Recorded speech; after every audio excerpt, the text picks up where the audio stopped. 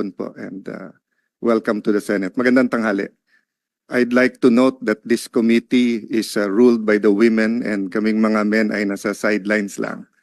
I'd also like to note that although as a senator, naintindihan ko si Senator Risa na siyempre mas gusto kong cordial yung sagutan. But we also have to take into context that this is both legislative and political.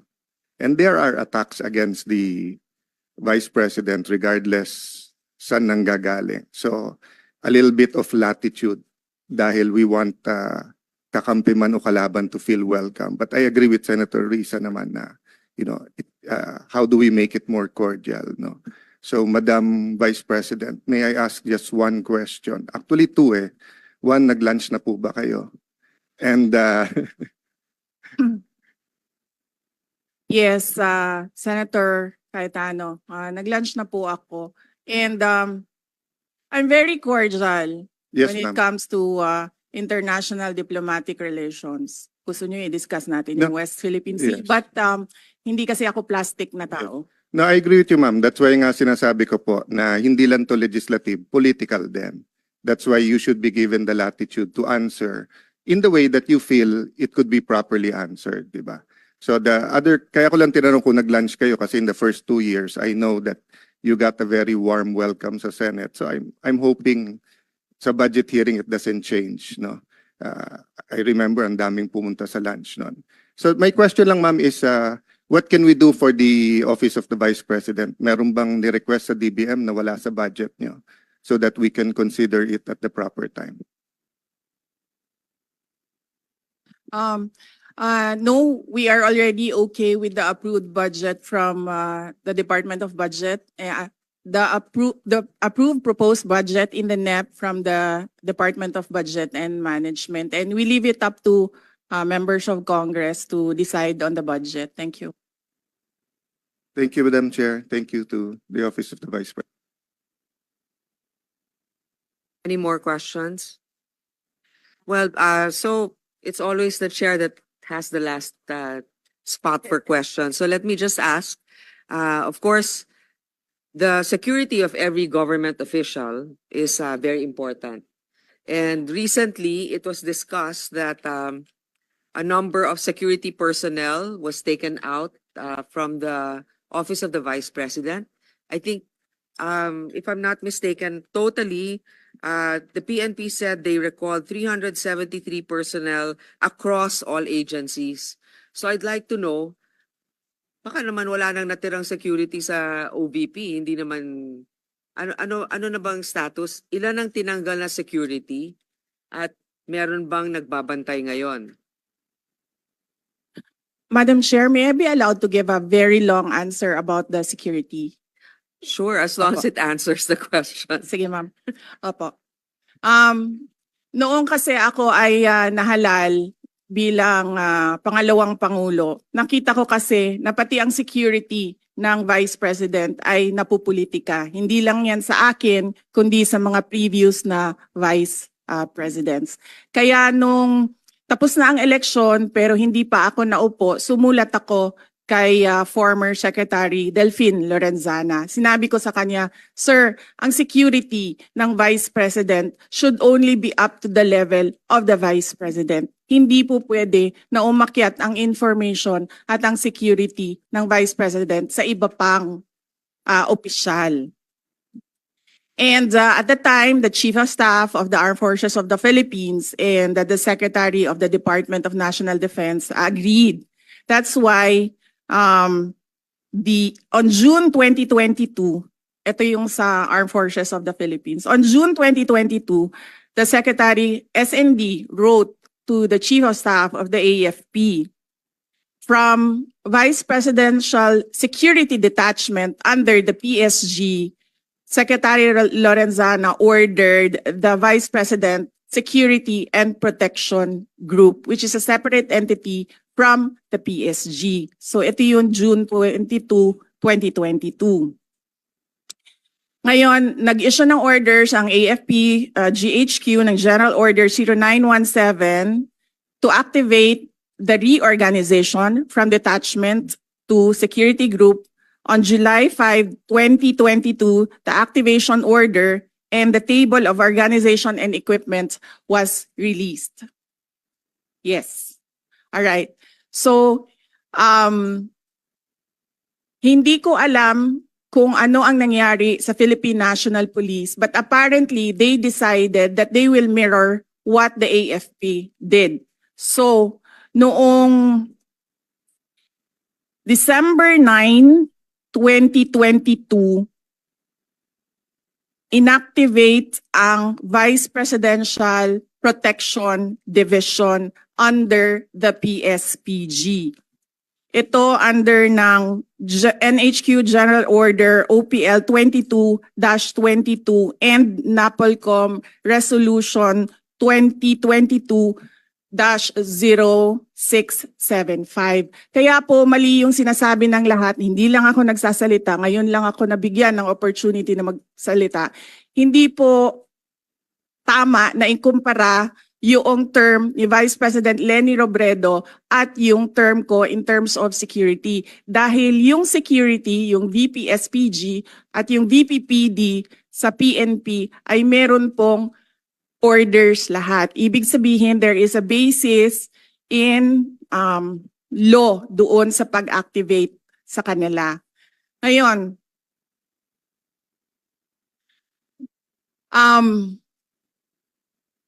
yung sa Philippine National Police, kinuha nila ang 75 na personnel. Sila ang pumili kung sino yung kukunin nila. Makikita nyo, as I said during my statement, it was a targeted list. Madami doon sa mga security na yon. Security is a trust and confidence position. Kasi ibibigay mo sa kanila yung kanang pagsalig nimo sa imuhang kinabuhi, ihatag na nimo sa ilaha. Ngayon, nakalagay doon sa listahan, kasama ko since 2007 when I was Vice Mayor, kasama ko since 2010 when I was Mayor, and madami doon, kasama ko from 2016 during the term for 6 years of President Rodrigo Duterte. Makikita nyo yon sa listahan kung isa-isahin natin. So it was a targeted list. It was a political move. It was political harassment. Ngayon, nag-iwan sila ng 38. 38 na hindi namin kilala. 38 na sila ang nagsabi kung sino ang maiwan. Sinulatan namin sila, sinabi namin, hindi na namin tatanggapin yung 38 ninyo. Ibabalik na namin yan sila lahat sa inyo. So there are no more PNP personnel in the Office of the Vice President. Ang naiwan na lang ay yung mga nasa VP SPG under the Armed Forces of the Philippines. Wala pong ginagastos ang OVP sa sweldo nito nila lahat dahil hindi po sila hinahire.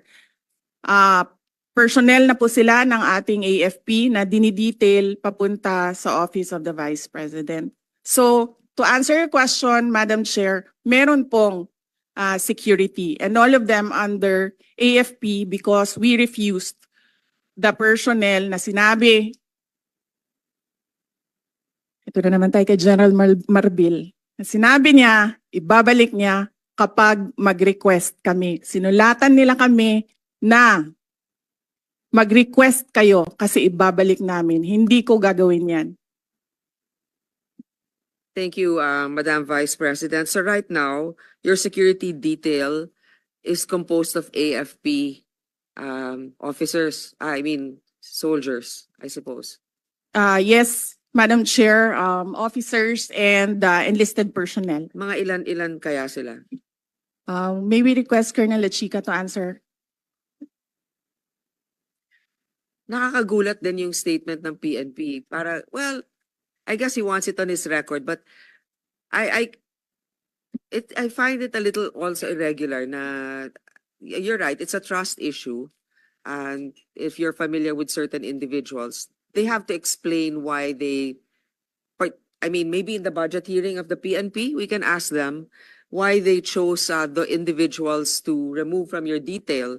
But I'd like to know also how many is left from the AFP. And I think the AFP is also quite capable. Ilan po? Mr. Lachica. Madam Chair, good afternoon.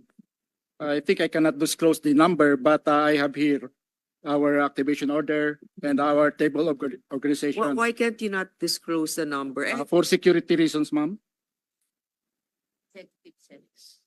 For Well, okay. I will, Madam Chair, Yes. sabihin mo na, sir. From our table of organization, ma'am, and equipment, we are authorized to have 364 personnel coming from the different major service of the AFP. But for our actual number, as of now, 337 po, ma'am. and this is under the AFP.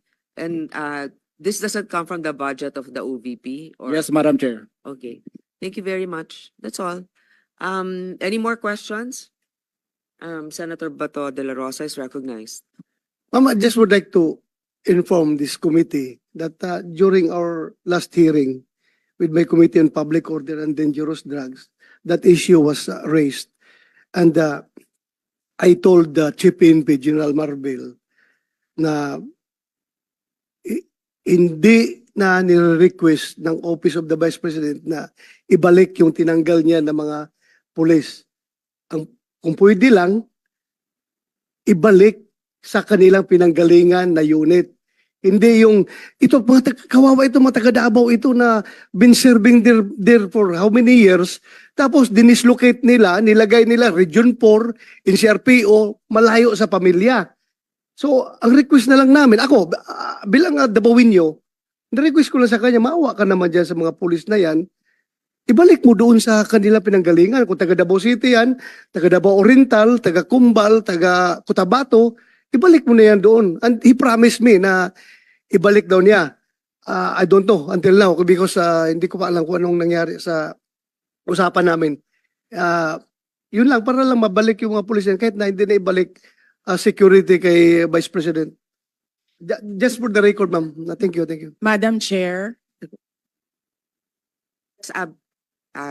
Madam Vice President, go ahead, please. Yes, thank you. I agree with Senator Bato de la Rosa. Wag na natin pahirapan yung mga police personnel dahil kaibigan nila ako.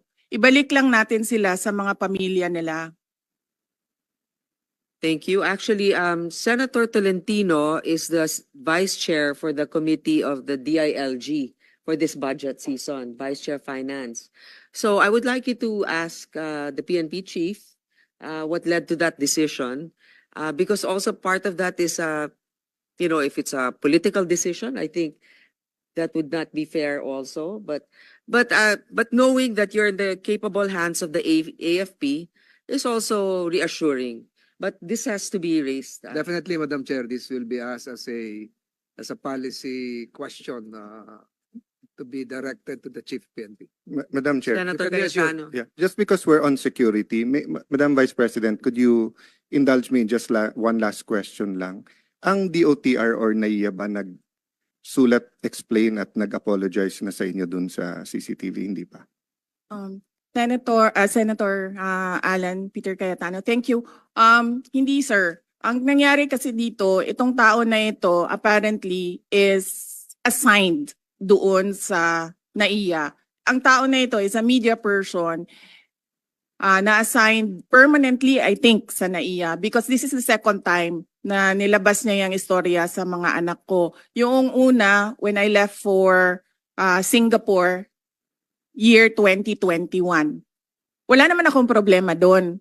Ang aking problema lang is itong tao na ito, nilalabas niya pati yung information na kasama ko yung mga anak ko. Alam namin kung sino siya. We have footage na kumukuha siya ng cellphone footage. Ang sinasabi ko lang doon sa aking statement ay dapat siguro i-beef up ng NAIA ang security nila dahil may tao doon sa boarding lounge na hindi pasahero at hindi employee ng gobyerno at hindi employee ng NAIA.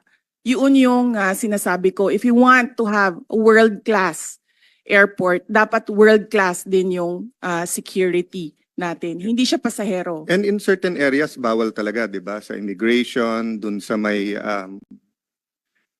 there's certain areas na bawal kumuha. The reason I asked it, Madam Vice President, is yun nga, yung minsan kasi nasa-sensationalize, nagkakampihan, but nakakalimutan yung point eh. So I don't know when it started, kung 2010, 2013, but I remember, Senator Risa, nung nagrarally tayo, nung anti-GMA, di ba? Sa rally ka lang makakita ng pulis na may camera, na may phone or camera, nakukunan tayo. But ngayon actually, pag landing mo sa airport, if you take a car or a chopper, parang SOP na ng pulis, nakunan ng picture. Minsan tinesting ko sila, sabi ko, selfie na lang, sama kayo. Hindi. So I don't know, given the situation na nangyari sa inyo na pati pamilya. As you said, no? Like ako, sanay naman ako kunan ng picture whether they love me or hate me. That's why they want to get a picture. Minsan, pinapalitan. Yung lumabas dun sa 10,000 dun sa Rockwell, actually, pinalitan nila yung audio eh. Lumabas pa sa TV. Baliktad. Sumisigaw na idol ko si Alan, pinalitan nila na minumura ako. Then yun yung lumabas. But the point is, just like the Vice President, what if you're with your kids? What if you're with your pamangkens? What if may nakipicture lang sa'yo? What if may kasabay ka lang sa aeroplano, sa Fastcraft, or sa ano? So hindi ba, I don't know, Senator Bato, ikaw lang ang highest ranking PNP dito eh. Bakit ba may ganun? I mean, hindi ba sufficiente naman? I didn't intend to ask you. Baka I asked this But para I intend matanong to din. answer. Yeah. But I intend to Kasi- answer. No, kasi my point of view naman is, if it's for the record, unang-una, pag sumakay ka ng helicopter or ng aeroplano, dapat talaga may manifest yon. Pag landing mo, nandun yung police, eyewitness ka naman, dapat isulat yon. So if factually, pumunta yung Vice President sa aeroplano, sumakay sa papuntang Davao, factually naman pwede mo isulat eh. Hindi mo naman kailangan ng project nga, ang daming ghost, ayaw kunan ng COA at saka ng DPWH ng cellphone, nawawala yung project eh. Pero tao sa atin, yung security, parang medyo, yun nga, I find the problem, baka we should really look into that. I would like to also give my experience on that. What I noticed is, for example, we're a guest in a certain event or in a province, usually without even us requesting, the local government will ask the PNP to assist a public figure. And the reason why they take pictures, and just like Senator Alan, I thought at first they wanted a selfie, but apparently it's to provide proof to their commanders that they render the service. Now, it's a different story if they just take a picture for the fun of it, to give, I don't know, for others, in areas where, let's say, there's limited access. So But that's to that point, Madam Chair, wala akong problema na kunan mo eh. But yung storage at paanong gagamitin, given that, so for example, we're talking about security ngayon, di ba? Kung sa Secret Service nga, na pinaka-professional, na kahit Democrat o Republican, may congressional hearing ngayon dahil dun sa nakalusot kay ex-President Trump. Sa atin pa kaya na we try na walang politika sa PNP at saka sa AFP, pero nakikita naman natin kahit anong administrasyon, meron talagang tendency. So, my point is, if they're there to keep their officials safe, is it actually safe? As the Vice President said, that nasa terminal ka na high security, meron may cellphone, kumukuha, hindi naman pala empleyado. So wala naman silang pananagutan sa batas or sa airport. Ganun din sa atin, wherever we go. Pagka nag-bus ako papuntang Bicol, kung 8 hours yun, pupungas-pungas ka pa pagbaba mo. Kailangan mo siguraduhin na ano ka kasi may kukuha sa'yo. Then you don't know where that picture will go. You know, sometimes things happen for us to look into it. So I'm nalulungkot ako na yung na-involve yung pamilya ng ating Vice President, regardless no of whether we are for or against her politically. But I'm that this can get out of hand given the number of pictures, and yung DICT tumawag sa akin dahil sa Committee on Science and Technology at sabi nga lang, grabe na ngayon yung hindi na katulad ng araw sa atin, Photoshop lang. Ngayon pati boses, yung AI, yung deepfake, di ba? So pati video talagang pwedeng i-manipulate, no? kahit nga hindi ka nakunan pwedeng lumabas na may picture. No, as public figures, we cannot really avoid having our picture taken, but the issue here is in an area that's restricted. So I think that the DOTR has to do their best effort to make sure that only authorized individuals are in certain areas, and that they also have to take care of their CCTV, whatever. I mean, unless it's for the interest of the public, the safety of our national security issue, they better be careful with the information that they are handling. Senator but, Bato, you're recognized. Yeah, thank you, Madam Chair. Yung, another issue na naman ito na sigurong i-raise natin ito pagdating sa budget hearing ng BI. Dahil nga, itong vice president natin na lalabas ng bansa,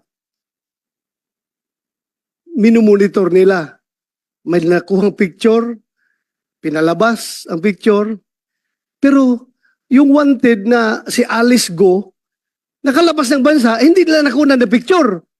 Anong klaseng mga government agency ito? Itong vice president natin na walang violation of law na ginawa, may malicious intent pa talaga na kinuha na picture, pinalabas at ginawang issue during the during the bagyo, ganun-ganun, ginawa ng political issue. Ngayon, ito ngayong si Alice Go na wanted nang may lumabas na warrant, hinahanap ng komite ni Senator Risa, nakalabas na walang kaabog-abog, hindi mo lang na-monitor nila. So parang wrong focus of priority itong mga tao natin sa airport. We have to ask them during the budget hearing anong priority nila. Politika ba o yung mandato nila? That's all, Madam Chair. Actually, I sympathize with our colleagues here na pinaghirapan talaga nila yung hearing doon sa Pogo issue. Tapos walang parang kooperasyon